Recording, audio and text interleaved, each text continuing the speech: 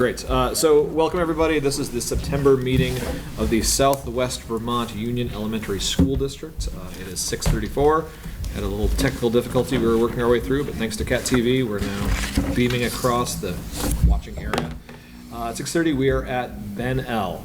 So first item on the agenda, I'd like to invite everyone to stand for our Pledge of Allegiance, please.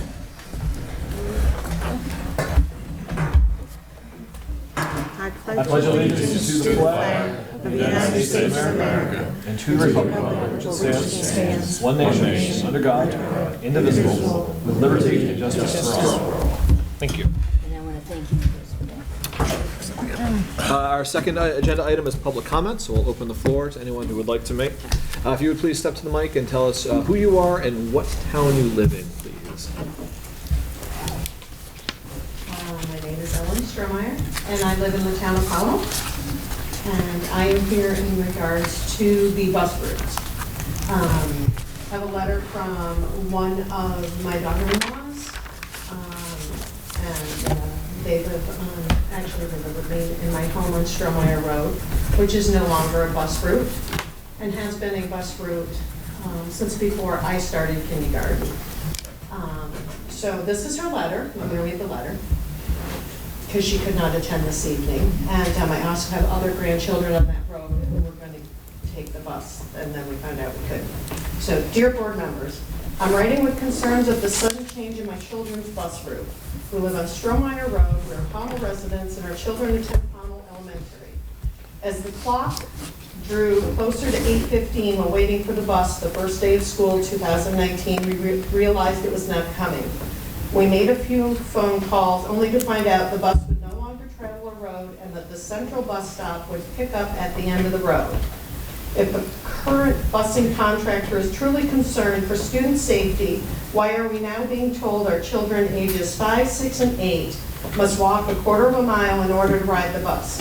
Bus routes should be established to fit the transportation needs of students in the area, but it seems that DuForest won't accommodate even our youngest of students headed off to kindergarten.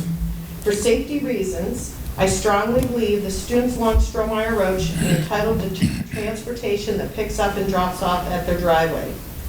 Obvious reasons being we live in a rural area where crossing guards are non-existent, the road is winding and constructed of dirt with no sidewalks for children to safely remain out of the roadway. Not to mention, traffic conditions are far from ideal, as just a few months back, there was a rollover accident with a car traveling at a speed greater than 50 miles per hour. I am certain I am not the only parent to have concerns with our current busing contractor. I am worried that if these issues cannot be resolved, my children's education and attendance will be at risk, along with other families facing the same difficulties. Last year, the bus traveled our road without a problem, providing pickup and drop off at our driveway daily. Then, without warning, the decision was somehow made not to. The town maintains our road regular, and there have been no changes that would warrant the bus to suddenly not include our road as part of the bus route. The bus has always been capable of turning around on our road, as there are multiple places to do so. And if that is somehow an unexpected change, it shouldn't pose a problem, as it is a through road that can be traveled back around to Maple Grove or wherever suitable. If I have to drive my children to a central bus stop where there is nowhere to get my vehicle out of the road, especially in the winter months, I might as well drive them the entire 2.5 miles to school.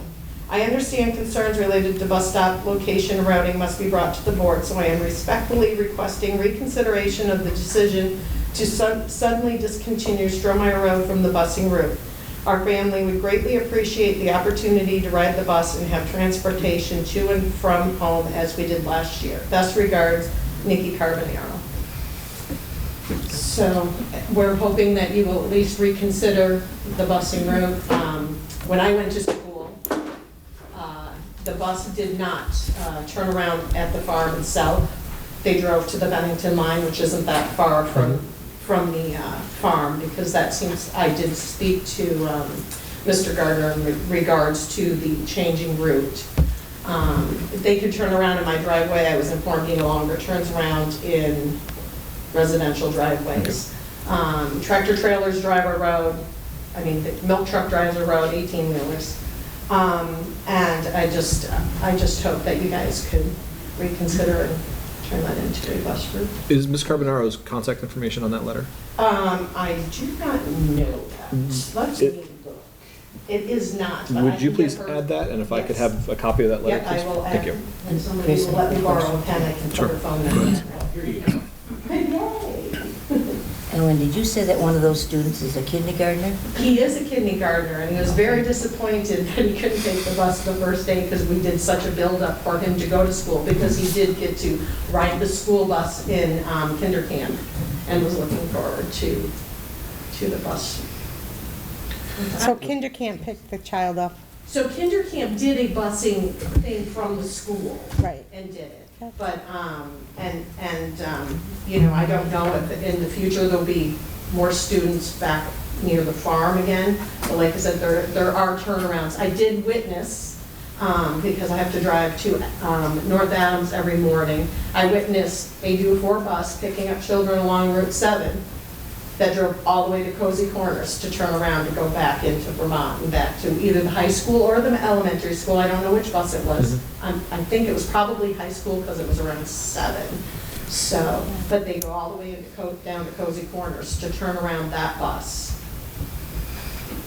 And there was no notification that the children weren't going to be picked up? We did not know. I don't know where they notified, but there was no letters, there was nothing. We were never notified that Strohmeyer Road was no longer a bus route for those children.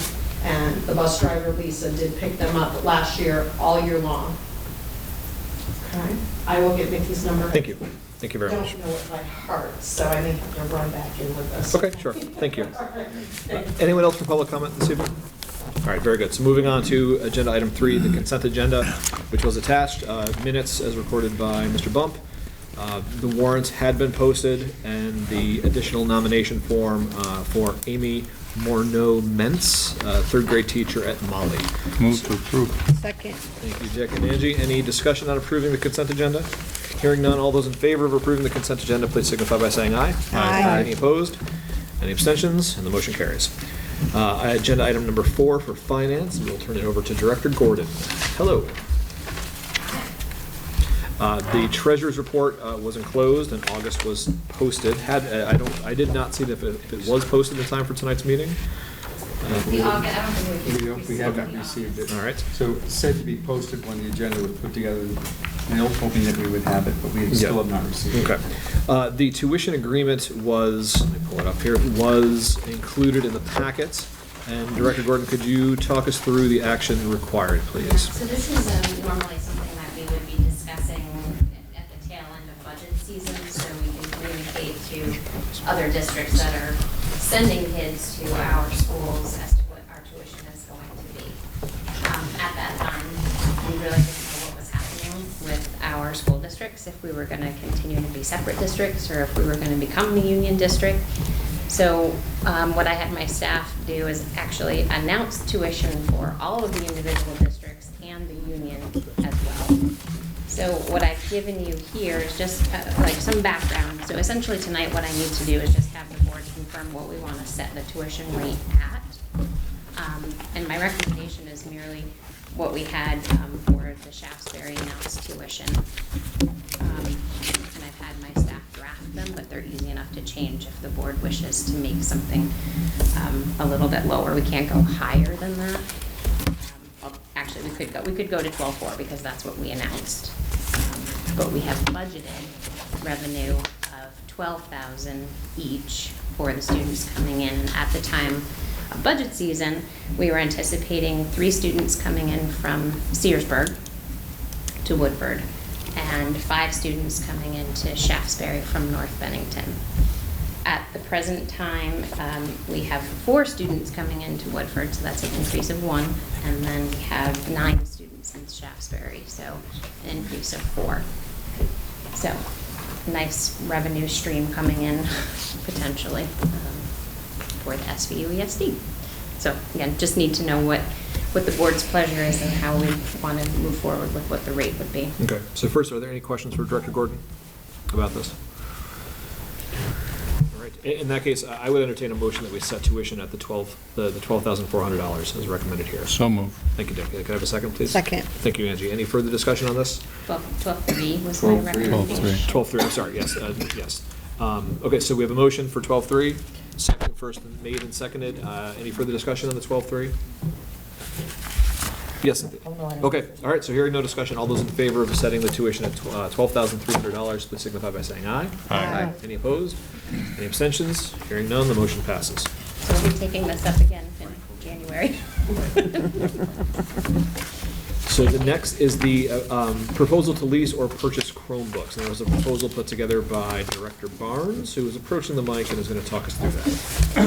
Okay, we put together an RFP for 870 Chromebooks for all the buildings.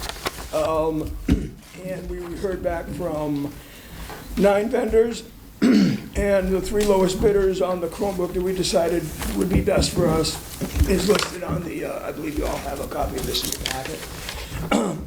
The 870, we did not need that many when it came down to it, so it was written into the RFP that we may adjust the amount.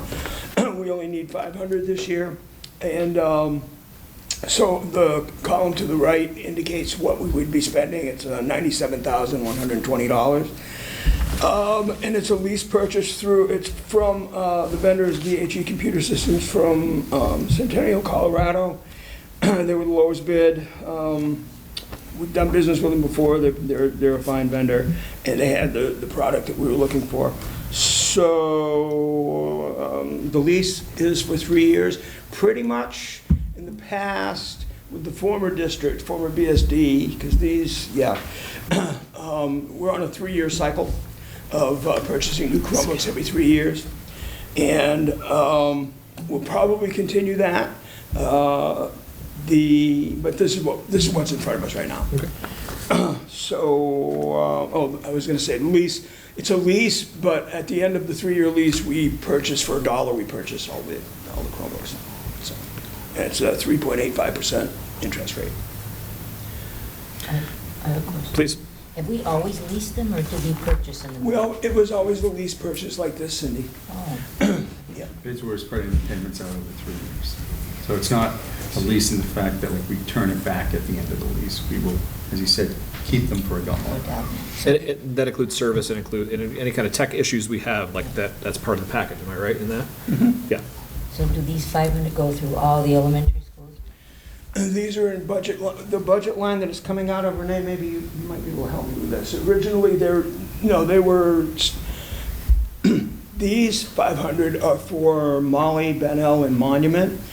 Shaftesbury and Pownell have a separate purchase, but it wasn't as big of a purchase, so it didn't need to go through the RFP process. Does that make sense? So they got the same stuff?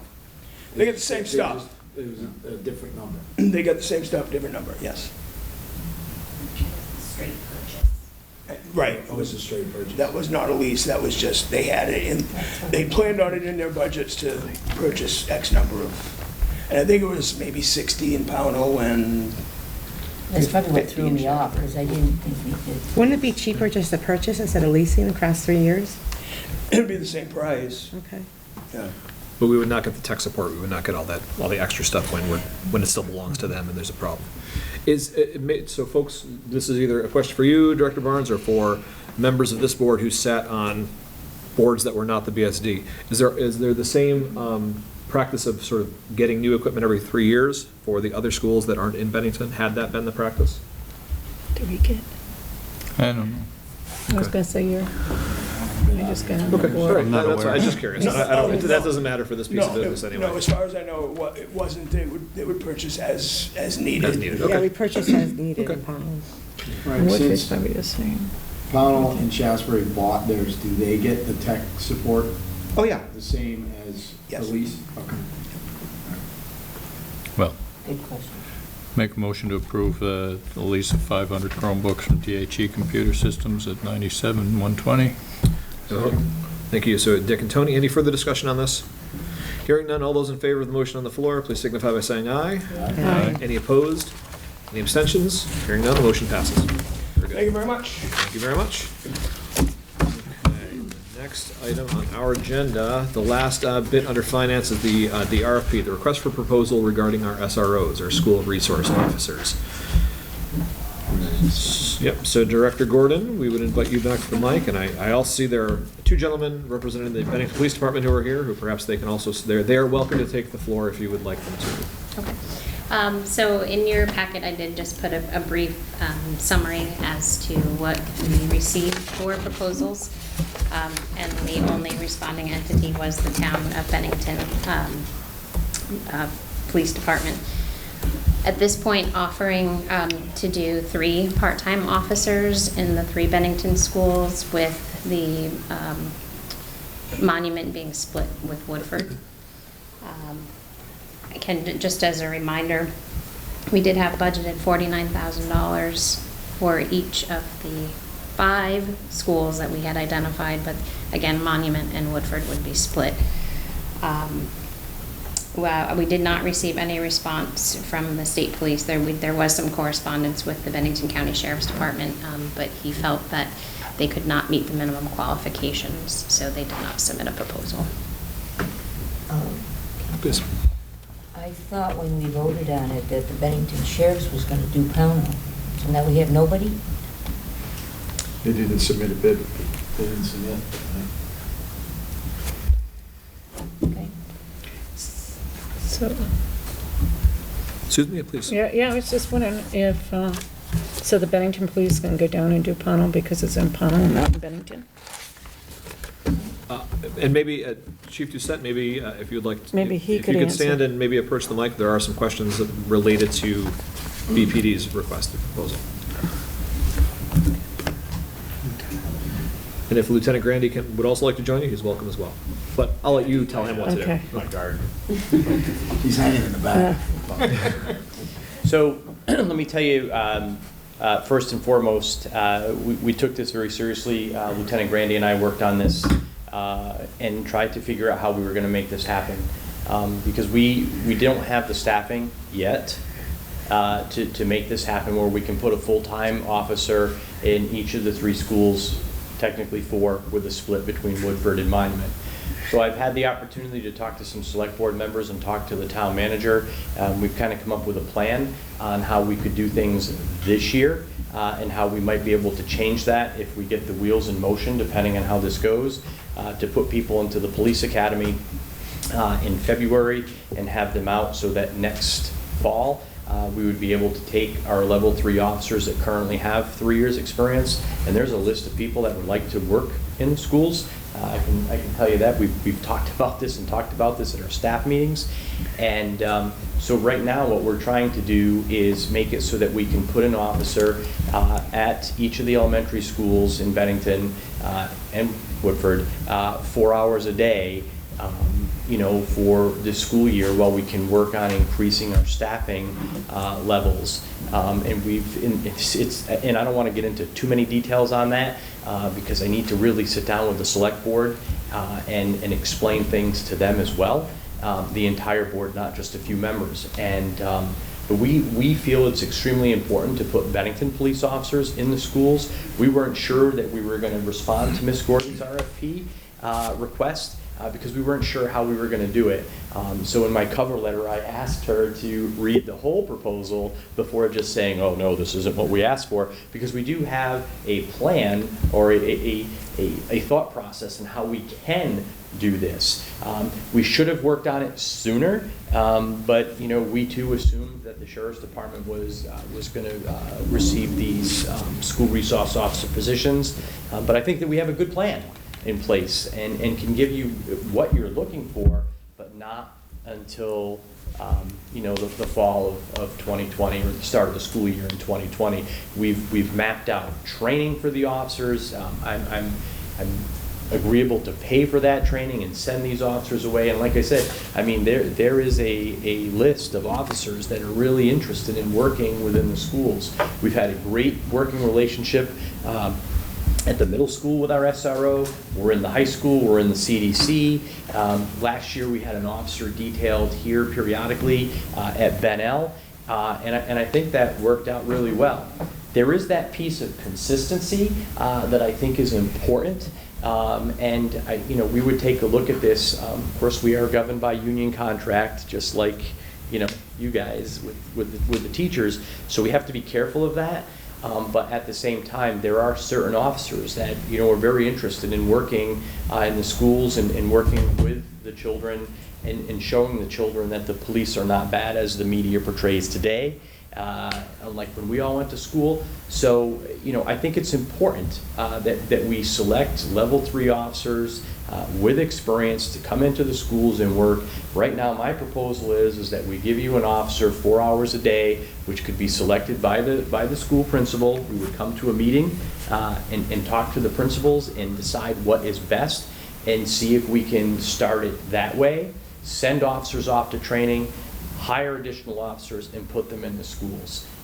We have other plans for those officers when school is not in session. So it's really a win-win for the police department and the schools, the faculty and staff, because safety is paramount, and we know what the world has come to. So, Is Pownell out of your district, Paul? well, we don't have, that's the thing. Pownell is not out of our quote district. When you are a level 3 certified officer in the state of Vermont, you have authority throughout the entire state. So as a level 3 officer, for example, I can go to Burlington, Vermont and work there. I don't need any additional training. I can go anywhere, whereas level 2, not that way. So the only issue with that is we are, and listen, I have a lot of friends in Pownell, and I don't want you to take this the wrong way, but right now I can pretty much staff 4 hours a day, I believe, with off-duty officers in these schools here. I didn't want to overextend myself and say I can go to Shasbury and I can go to Pownell because we would not be able to cover that, and I would be giving a false sense of hope to have that happen. I think what we probably need to do, and I'm not on this board, probably need to sit down with the sheriff and see if we can negotiate something with him to allow a level 3 deputy to go to Pownell and go to Shasbury. I can't speak for Chad right now because I don't know the answer, but I honestly cannot put somebody in Pownell when I would worry about Benel, Molly, and Monument and Woodford, because that's close to home. That's where, not to say that if there was a problem that we would not shoot right down there, because we would, and we'd probably be the first ones there. If just the complexities of multiple towns is coming into play here, obviously, is there would you have if you knew that you could staff up would you have the desire to train enough staff to satisfy the needs of Shaftesbury and Pownell, the 2 outlying towns? It would be a big jump for us. Asking for 3 additional officers to do what I want to do now has raised some eyebrows, but when you sit down and explain how that process is going to work, that's why people need to have an open mind when I sit down and explain with them how this is going to work. It's not that I don't have the desire, I just think we need to start with 3 and see where we go. Yeah, so I'm talking even a year out, like forgetting about this year. Yeah, I think we would consider that in the future. We would just need to really sit down and focus on how that would look. I would need to sit down with Ms. Gordon and Mr. Culkeen and put it all on paper and see what those numbers are going to look like, because that's, having 3 additional officers, we have plenty of work for them to do in the summer. I don't know what I would do with 5, because that's like a whole shift of people for me, but it's something that we could consider, but I want to start somewhere. We already had an incident here, which we're not going to get into the details, right here at Benel, which probably would have been averted had we had an SRO here. But I think it's something that we need to make some small steps, and we are engaged. We're engaged at the middle school, the high school, the CDC. Now we want to engage the elementary schools, but we have to do it in small steps. It is the attempt of Renee and I to reach out to the Sheriff's Department to have a discussion with what can be done, what can they accommodate. That it's possible that they may be able to accommodate in a part-time role, because it is our understanding that they have at least 1 level 3 deputy sheriff, possibly more, that maybe there could be, but if we didn't address it that way, we wanted to kind of see what happened tonight, and then we would reach out for further discussion. I mean, the sheriff has some good people. There's no doubt about it that are capable of being in that position. I don't think he has this, he doesn't have the full-time level 3 certifications that I have within my agency.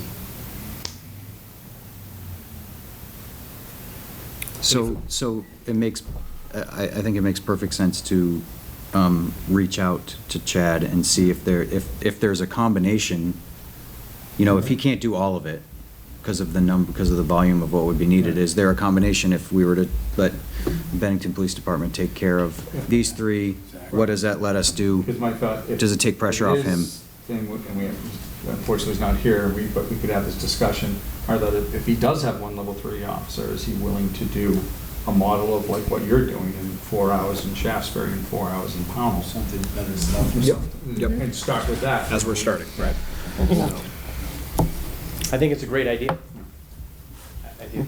And I would love to be part of that conversation with Chad. I mean, he and I have a good working I would relationship. want you to be, because if the board does go through with this, using 2 different agencies within 1 school district, there's gonna have to be good communication. There absolutely. So. Any further questions for either Chief Doucette or for Director Gordon?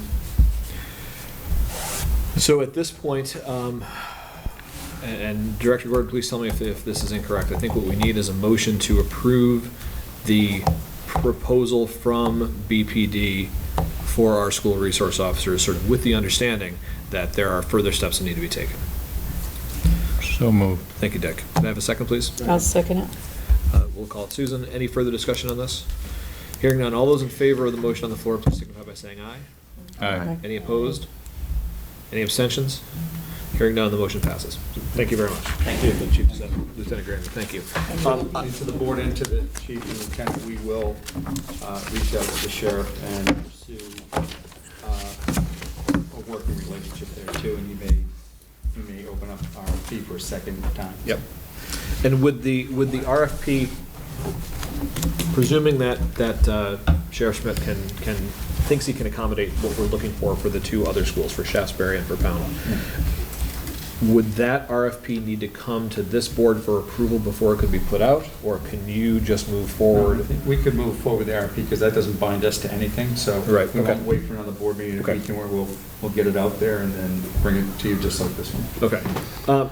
Chief Doucette, another quick question for you. Would it help your proposal if this board simply drafted an official letter to the select board, sort of advocating for what you're, pointing to the fact that the voters of Bennington said, yes, this is what we want in our schools, and advocating for the plan that you're trying to put together and are advocating for yourself? And then I can put that in with my proposal. That's an excellent idea. Okay. So I would ask this board to grant me the authority to draft such a letter and send it to the select board. Only if you just don't say what you just said now, the voters of Bennington, it's all of us. Sure, you're right. You're absolutely right, Cynthia. Yep, you're absolutely right. Okay.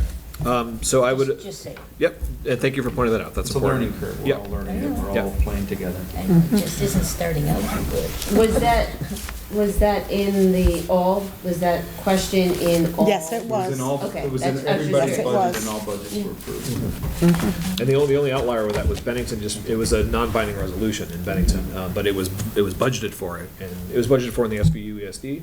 See how that flowed off the tongue? SVSU ESD. Yeah. Okay. So could I would entertain a motion to empower the chair to write that letter. So moved. Thank you, Dick.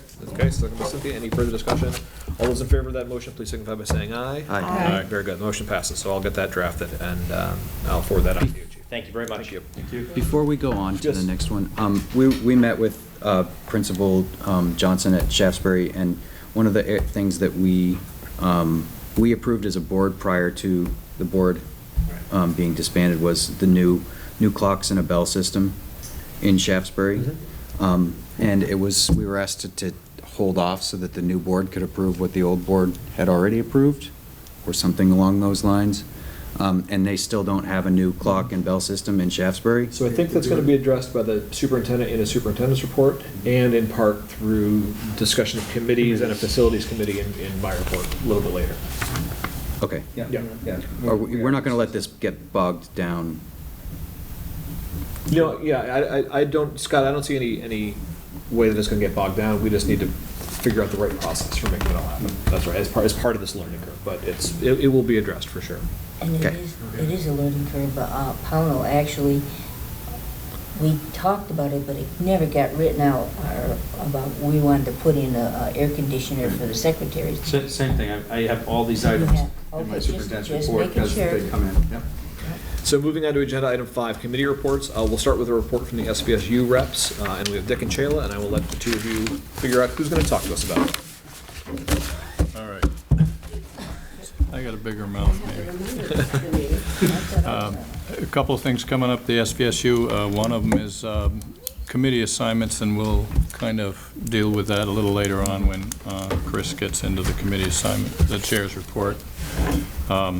There is a fall, what do they call it, conference at Lake Maurienne on November 6th, November 7th, in case anyone is interested, and the supervisory union covers costs of that.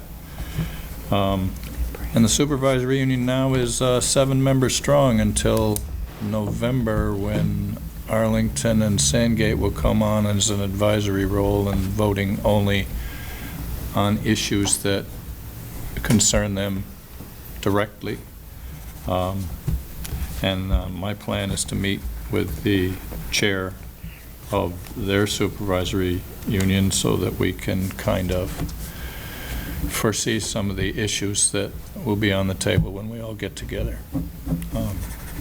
Would you like to add anything to that? No, there was a lot of conversation about the budgeting and the use of some of our special ed spending. So that was discussed and kind of reviewed, and the explanation that Renee was able to provide, I think helped a lot of the board members kind of understand kind of where we were and kind of what the plan was. So I know that that came out of public comments, but I do think that there's a summary that's going to be provided, like a one-sheet explanation that was requested. It was requested, but it's not as simple. Well, as that's, that. yeah, it didn't sound simple.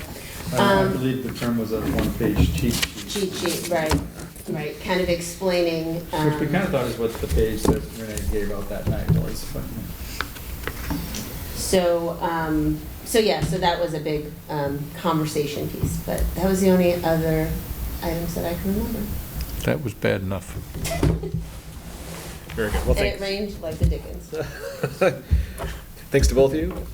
Next is a policy committee. So Dick was there, I was there. I think that's it from this board. And we're going to talk more about the policy committee in the committee section of the chair's report. But we brought back the feedback on the eligibility for extracurricular activities policy, which we discussed at our last meeting, and which Dick actually pointed out did not apply to us, to the SVUSD, so therefore suggested a title change. We brought that back to the committee. The title was not changed, but a blurb was put in there to acknowledge that what was set forth in that policy really was for the MAU, was for the middle and high schools, and stating that eligibility for elementary extracurricular activities was based on signing a code of conduct, agreeing to a code of conduct, and that was essentially it. So that's not going to be sent back to this board to be warned. It's going to make the rounds, and we'll take a look at it when it comes time for us to adopt it or not. And if we want to, we can send it back for comment at that point.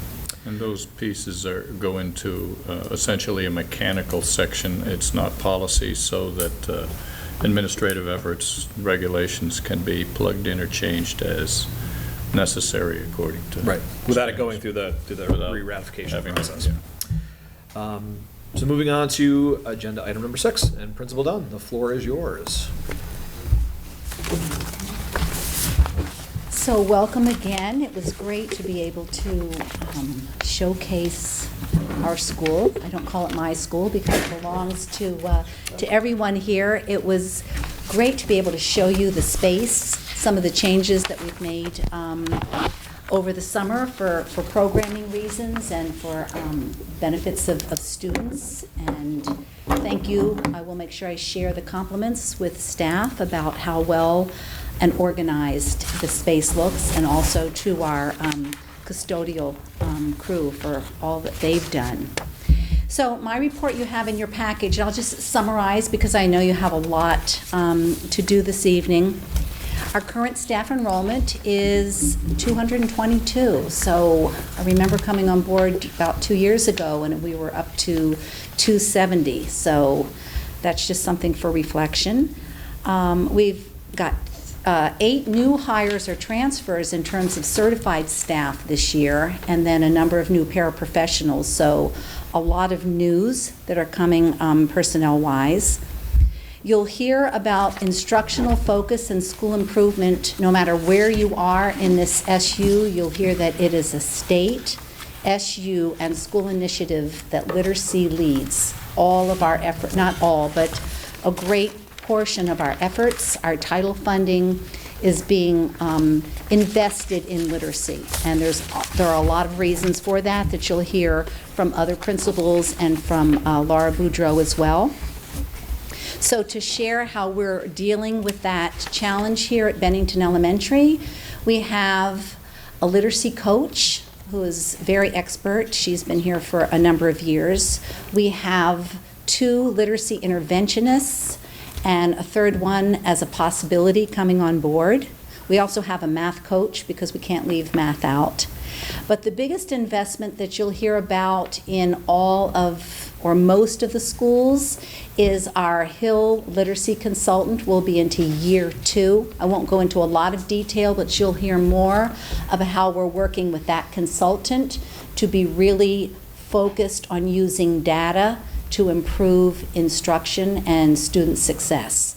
And it is a huge investment, a lot of time for our teachers to work together with the consultant and to meet after school to learn more about best practice in literacy instruction. So we're hoping that that investment will really pay off.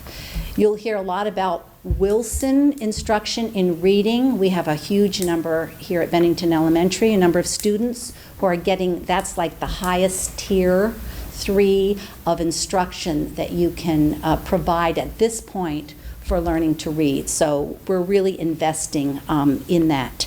In terms of other exciting pieces for curriculum, we're doing science engineering kits. We had 4 teachers that were trained from our school, the whole district, the SU sent teachers. So we're going to see science as center of learning, which is really great. Our new library media technology integrationist, I add all of that on because her role will be, and I don't know that Frank's still here, but integrating technology into the classroom instead of doing 2 library sessions a week. 1 session in the library and 1 session in classrooms with teachers to integrate the technology. And I also asked, based on my past experience here, I want digital citizenship to be the first line, and all students will get a compact sign that they agree to what that means to use technology. And we're not using any Chromebooks until that happens, and that'll be done in just a few weeks. Family engagement, you'll hear this from all of the principals. Monthly grade level family lunches is something that we do here. Chat and chew sessions with our school counselor. And something that we began last year, grade level students showcases of academic performance and work done each month by a particular grade level. We also have started the foster grandparent program here at Bennington Elementary. We have 1 grandmother, but we hope to grow that as we go on. We also have Katie West, who's our new SVSU Public Relations Coordinator, will be meeting with me every 2 weeks, and she will be helping us get the word out about what's happening in our school, because right now it's Facebook or gossip, so we really want to have the right story.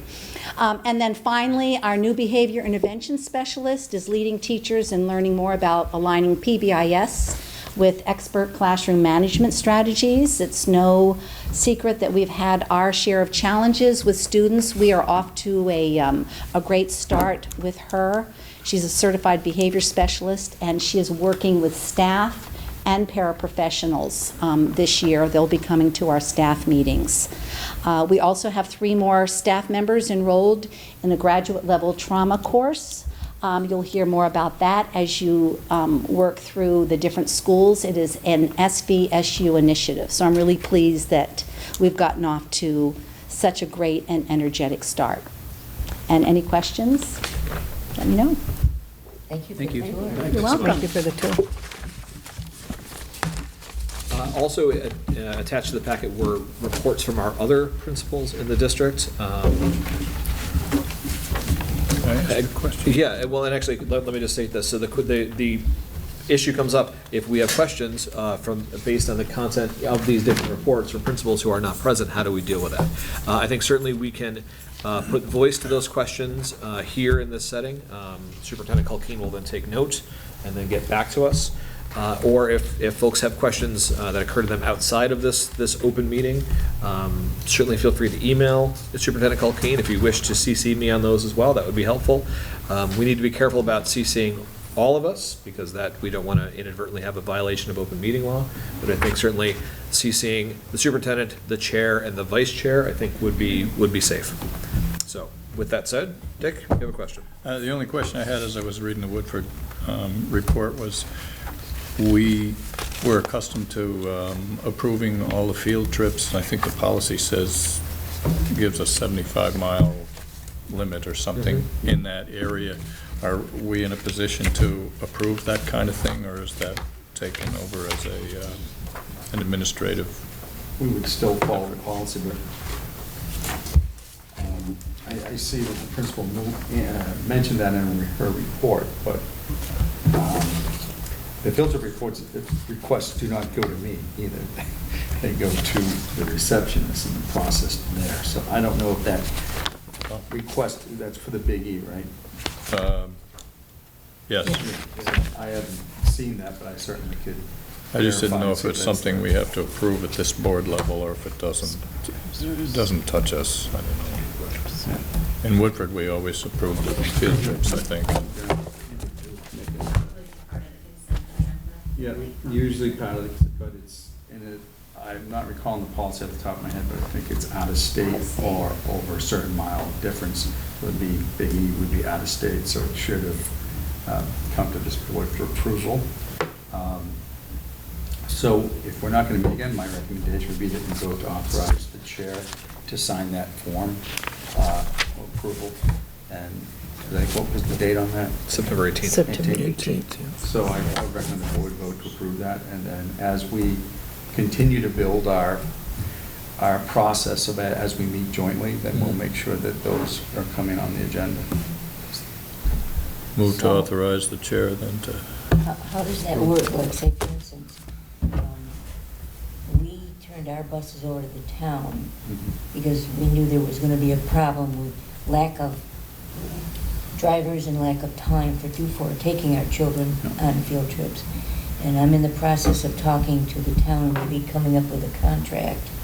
Yeah. So the town could be a vendor to provide busing. Now, our contract with Dufour requires that we use them first, and if they can't meet the obligation of the request, then we can go to another vendor. So that, in my opinion, there'd be no reason why we couldn't use the town. If the town of Pownell is going to insure those buses and provide a driver and charge us what a rate is, that we would, just like any other vendor. So I would have no objection to that.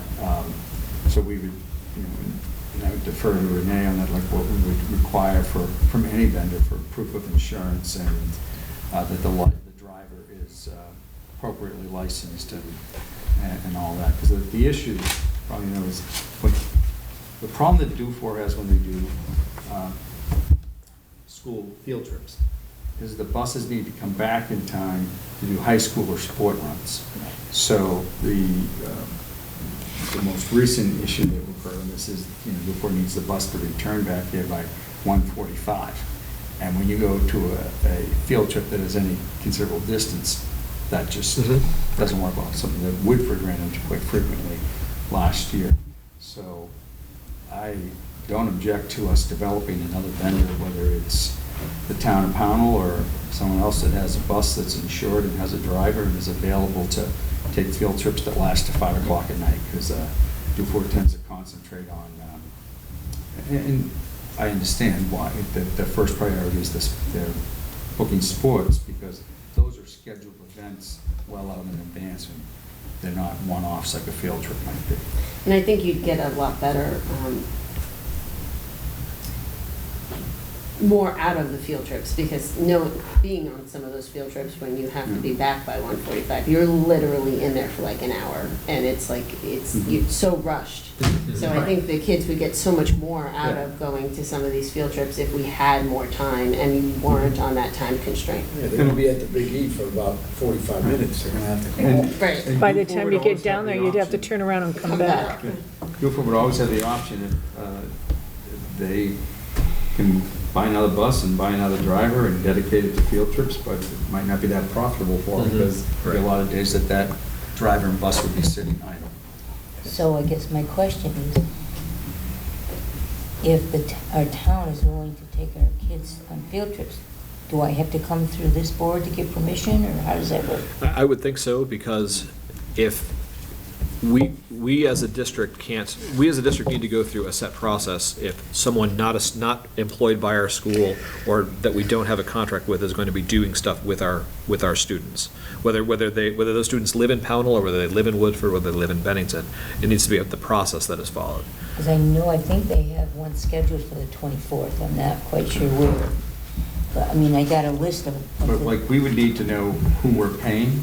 Yeah. And they would have to be, our business office would have to then list them as a vendor and all that information that would, just like with any, if it was a private bus company, we'd have to do the same process with them. They have to register with the finance office so that we know who to send the bill to, what's their tax ID number, and all of that type of So, stuff. in other words, I'm not definitely sure it's the 24th, so we don't meet again for another month. So that means from now till the next time we meet, the kids can't go on a field trip? Well, so let me ask this. So Dick, you made a motion to empower the chair to authorize this specific trip from Woodford on September 18th. Would you entertain the idea of amending your motion to empower the chair to approve any field trips that are scheduled prior to this board meeting again? Can I just add, but maybe they already went through and DeFore is already taking it. Do you know if they are or they're not?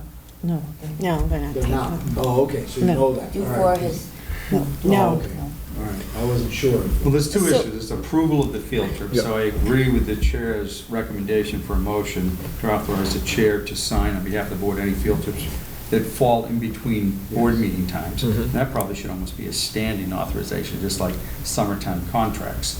And, but that doesn't, the second issue is developing a different vendor.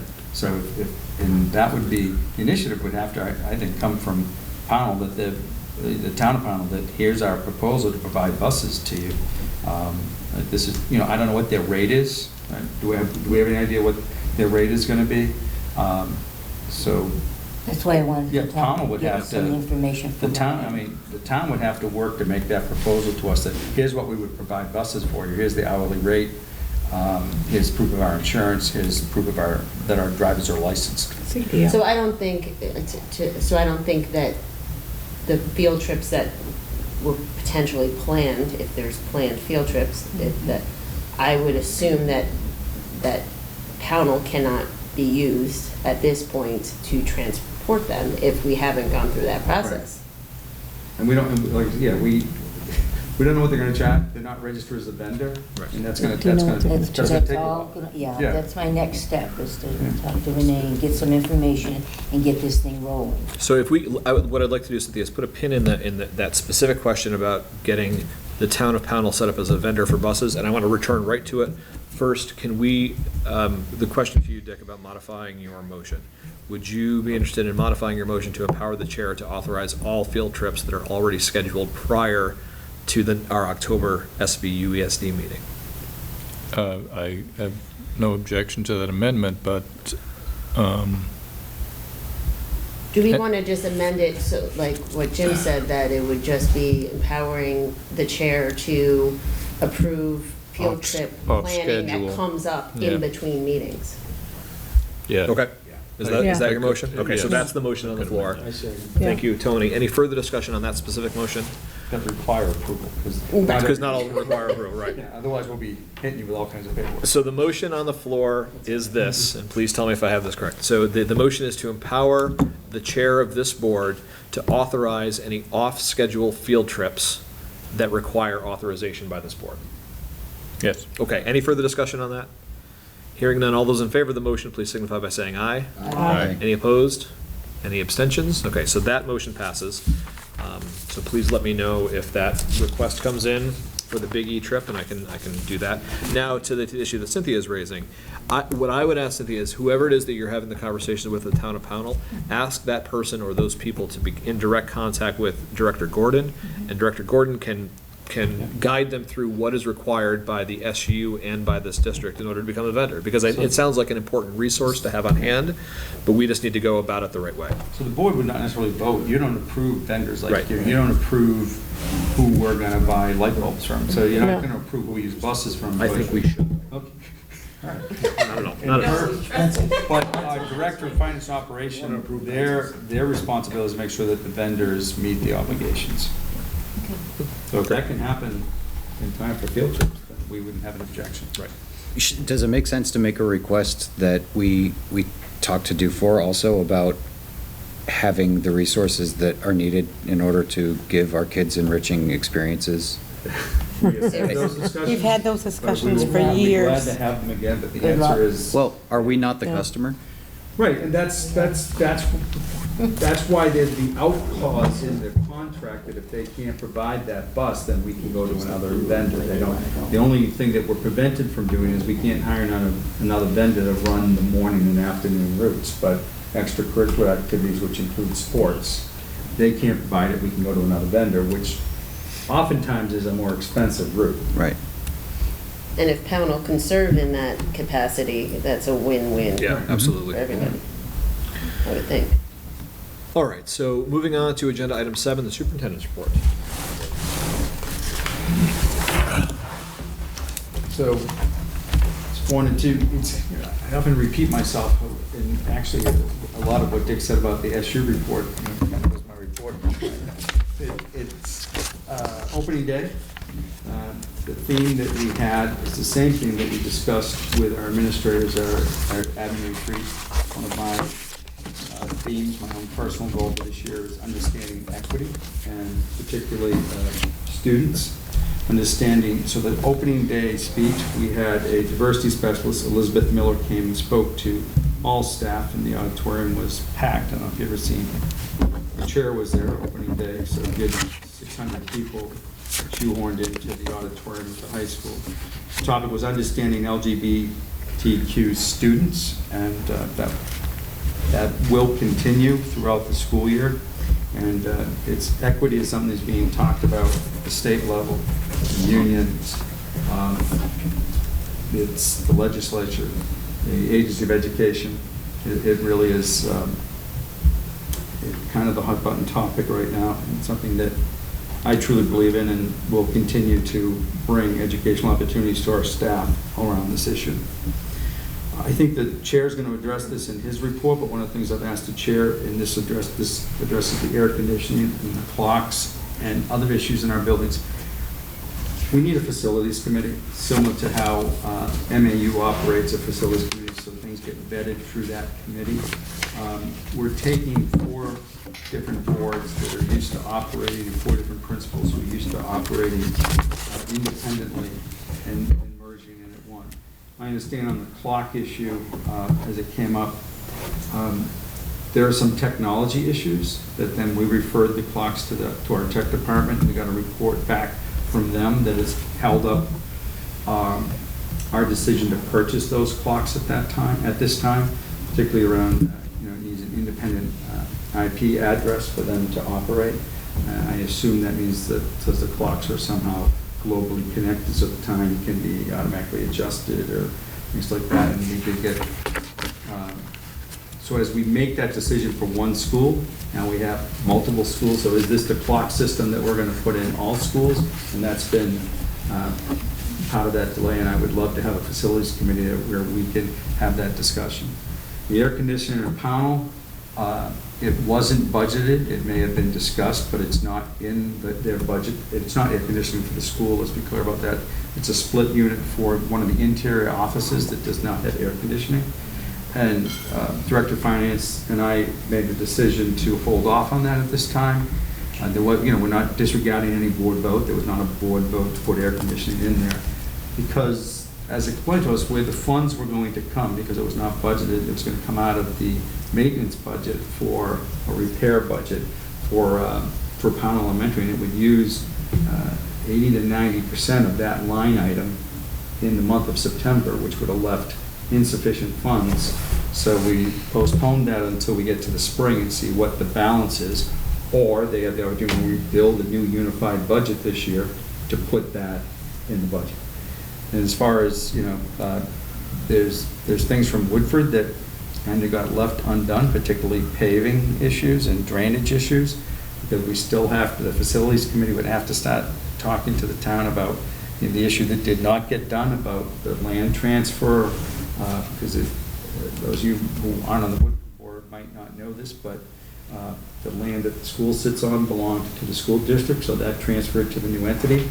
But the land that part of the parking lot was on belongs to the town, so that's going to need to be worked on to be transferred, because our attorney at that time advised that we shouldn't be paying to upgrade property that we don't own yet. And then right here in the building that we're sitting in tonight, you might have saw this on your tour. There is issues with access in this building that I think the facilities committee has to take a long, hard look at. So I know that Renee and I are really looking forward to getting that committee up and running, and I think the chair hears that. Dick mentioned the School Board Association. I have a handout for you for their workshop, and Karen, my administrative assistant, is ready to assist you. If you wish to attend this event, she will make sure that you get registered. So we have been contacted by the governor's office. He is doing capital for a day in Bennington again. That is September 24th. And he has asked all his departments to hold events. So the Department of Taxation on September 24th, approximately around 11 a.m. I'm not sure what the location is yet. Go get that information. The Department of Taxation, one of the second event of the morning that they will be holding is understanding your education property taxes. And they've asked Renee and I to attend that event. So we'll make sure that Karen sends out an email blast to all board members once we know more what that event is. The second part of the day, as Secretary French from the Department of Education will be coming as part of the governor's cabinet, and he is asked to tour 2 schools. He selected the schools, so we've been notified that schedule permitting in the afternoon of September 24th, he will be touring Woodford and Pownell. Again, we do not know the time yet. Once we know, we'll let you know. To those that are not being toured, just want to know I do not select the schools. Secretary Prince's company too. No. The event at 11 o'clock on the Understanding Your Education Taxes, we're told will run approximately 45 minutes, but we'll see what happens, and I will make sure you know. What date was that again? September 24th, starting at 11 a.m. Last thing I want to talk to you about is at the last meeting, the board talked about possible name. What's the process to change the name of the district? And Director Gordon, every time I say that, I want to say Commissioner Gordon. Go ahead, she won't mind. Yeah, I'd actually prefer that, now that you mention it. So, Who's really in charge? she worked putting this list together. It's a pretty extensive list, and yet it probably still doesn't include everything that would be involved. I have a copy too. I don't know if the Bennington banner would like to hand out. So.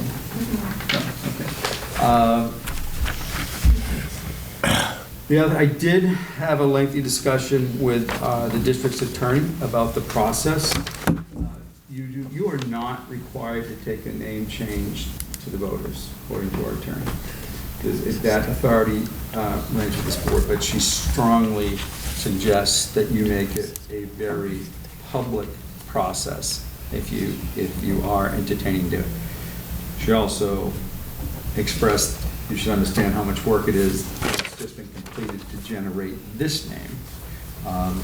So the name change connect, because originally, if you read the Articles of Agreement and you want to change, there's restrictions on what you can change without a public vote and what you need a public vote to change, and this doesn't fall under that. This is the jurisdiction of the board. You could vote to do it. So on my first reading, I thought it was going to require you to take this to the voters if you want to change the name. Our attorney told me that's not the case, but as I said, it's trying to recommend to create some public process for how, if you want to do it. But I know Renee doesn't want to.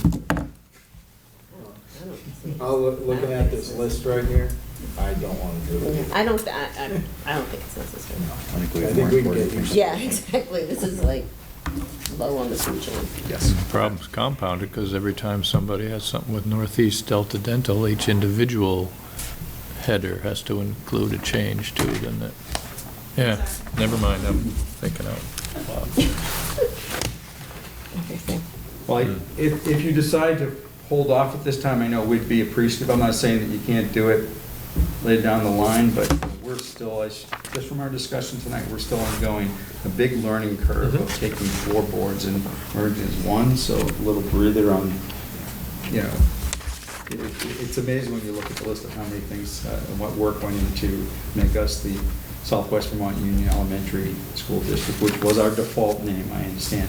Though I have to say, what I do like about this name, compared to some of the new merged districts, is it does identify where we are. You know, there's some other new districts I'm going through the roster, and I'm like, where is that? I like that it identifies where we are. We'll eventually get proficient at saying it. It's going to take, see, Chris, it rolled right off your tongue tonight. We need to change our name tag. Somebody, I think Susan recognized that. Yeah, I Our was name looking tags are at that incorrect. before. We're missing a union in our Okay. name tags, yes. We'll make sure it's done. And I understand that, I do say it recognizes where we are in Vermont, but I also know that some people might think Southwest Vermont is north of here. Right. The state of Vermont thinks that. You probably got more things to do than worry about the name of it. Yeah. The name tag, right. I mean, All right. We'll make sure the name tag. I was just picking. Any questions for our superintendent? All right, moving on to the chair report, which will be brief. So again, part of the learning curve with regard to committees. So I'm discovering, and I'd never sat down to figure out the taxonomy before, but there are at least three kinds of committees. There are there are our committees that just this board has representation on, and just this board has to do. There are then supervisory union committees. The issue that is arising there is the question of whether or not those SU committees can be staffed by people who are not elected representatives to the SU from the member districts. So in our case, our 2 elected representatives to the SU are Chayla and Dick. The question becomes, can any of the rest of us serve on an SU committee? And Scott is our vice, is our alternate. Can any of us, as non-elected reps, what are you shaking? We don't We have have It's just three. You We have 3. I'm sorry. Thank you for that. So, thank you. Can any of the rest of us serve on an SU committee, even though we are not elected reps to that committee? So that's the question that's come up, and I don't know that there's an answer to it, but I have 2 intelligent folks to my right and to my left who are working on that.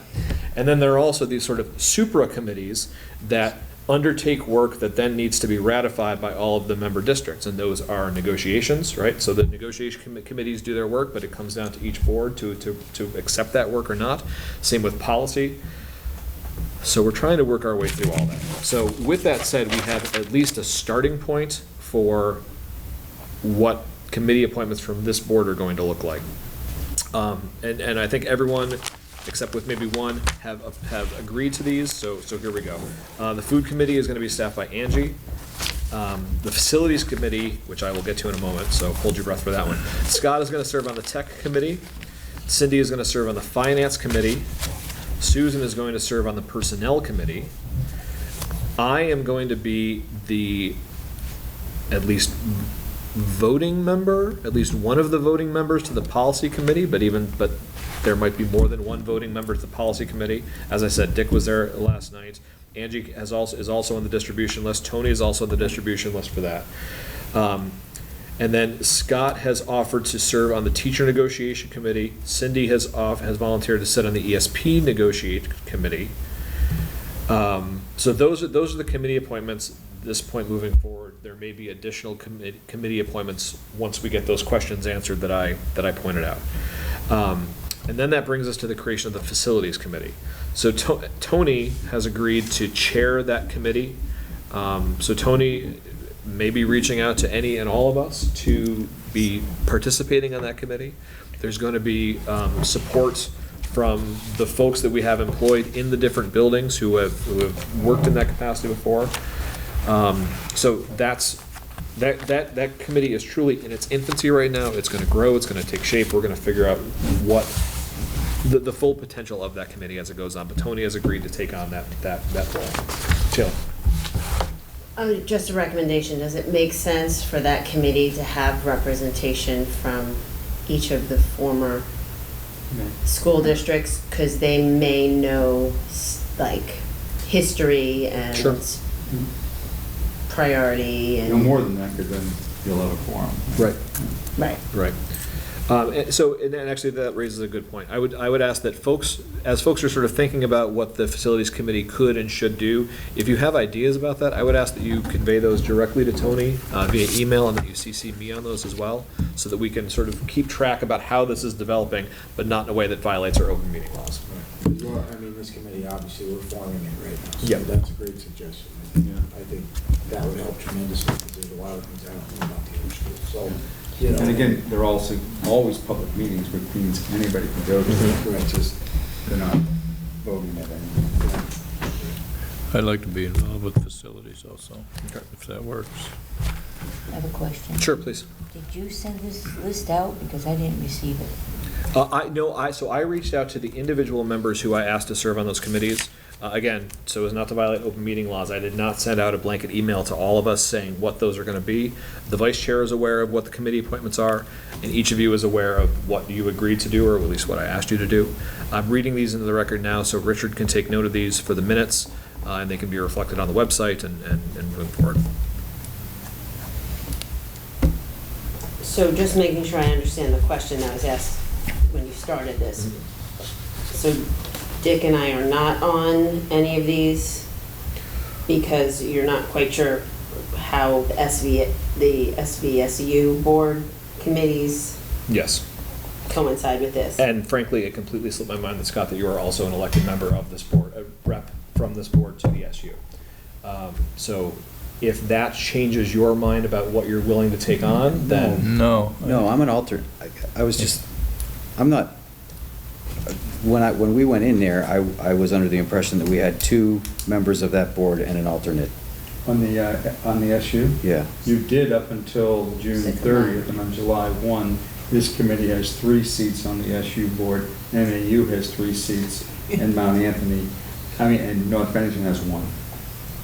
So there are 3 voting members from this. And we voted you in at that meeting. No. Congratulations. No, it's Cindy. Cindy. Yeah, Cindy. Yeah, okay, I was. Okay, yeah, there was a third. I knew that there's a third. Well, then Cindy So it's slipped my not mind. Scott, So it's Cindy. The third slipped my mind. Forget you then. Yeah, not you. All right. You were probably having a heart attack. I'm like, what did I miss? So It Cindy, would have been entirely Yeah, 'cause you possible were at that the they last appointed meeting. one. I missed the last meeting Okay. because I can't drive at night. okay, and that's probably what was throwing me off, okay. Okay. And there are other people just from Mount Anthony, Right. and the SVSU that have to do things like superintendent evaluation, so I guess maybe we need to get together and figure out how we don't violate quorum Yeah, issues yeah, and right. stuff like that, and put together these committees. The only one that is really important from the SVSU is our policy says we start the process in September. Before the end of September, I think is the way the policy reads. So I've got to force that issue somehow, and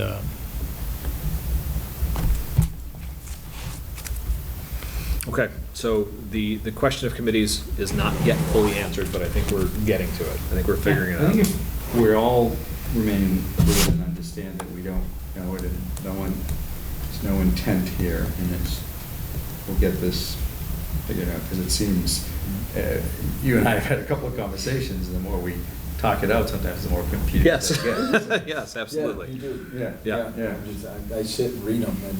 Because, Yeah. to say that you have to be a member of the SU to be on an SU committee is gonna put an undue burden on 7 people. For sure, for sure. And there's really no good reason why members of the public might not have some input in some issues, I would think.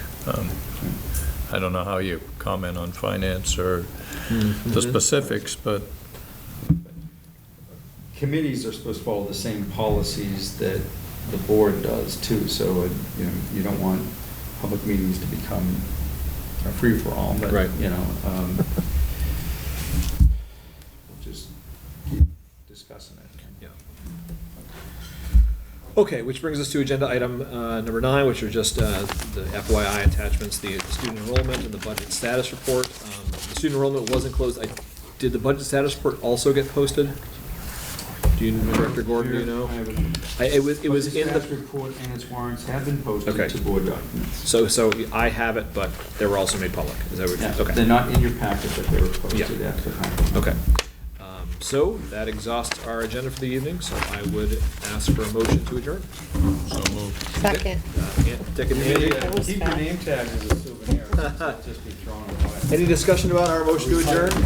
Hearing none, all those in favor of adjourning, please signify by saying aye. Aye. Any opposed? Any abstentions? The motion passes. We are adjourned. Thank you.